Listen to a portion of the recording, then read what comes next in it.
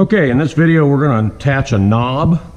Knob generally goes, if you have a large cabinet, the knob would go kind of in the center. If you have a smaller floor type cabinet, the knob is going to go somewhere in this area, and that's kind of your choice.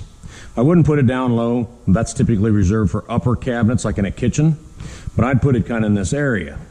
For doing this, I lay my cabinet down. I'm going to kind of turn it sideways so I can work with that area. Now, I supply a couple different knobs for you. The first one is just a simple oak knob.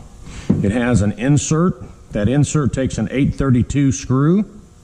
Okay, and for this cabinet I'm going to use that. I also have some additional knobs, and these are kind of until I run out of them. This knob here happens to be some branches or logs that are tied together. I've got some that's just a single branch. I've got one that's a big old long thing of logs.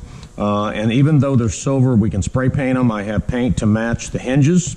If you cannot find something that you like here, the ones I supply are free.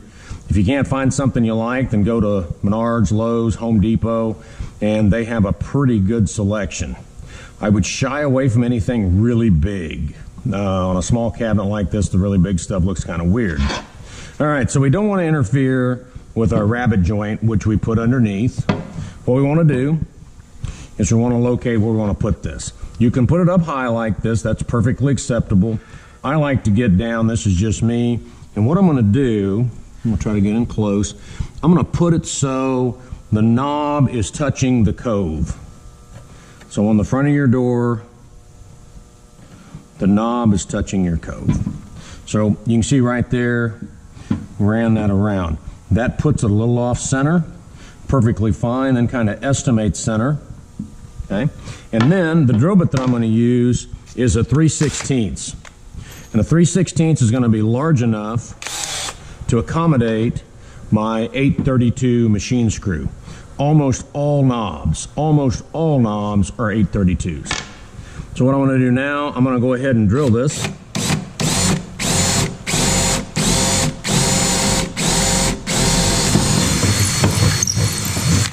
Ream that out so I got a nice through hole.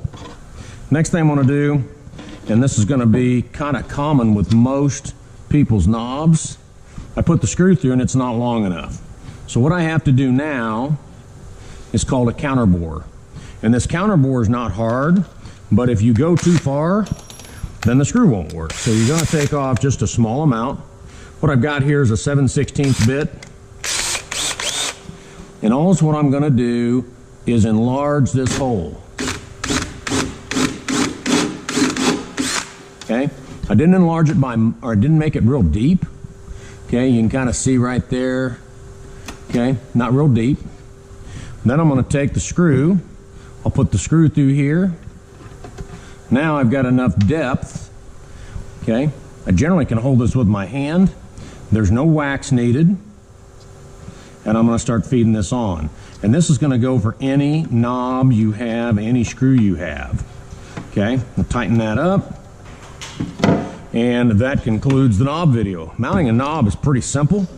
The big thing is getting that counter bore on the back side. That makes me have enough depth to where I can get that screw to come out and bite. Once again, I make it even with the cove right here. I've drawn around a circle I've lined up. I wouldn't get it real high, wouldn't get it real low, just kind of something comfortable. Okay, that concludes the knob video.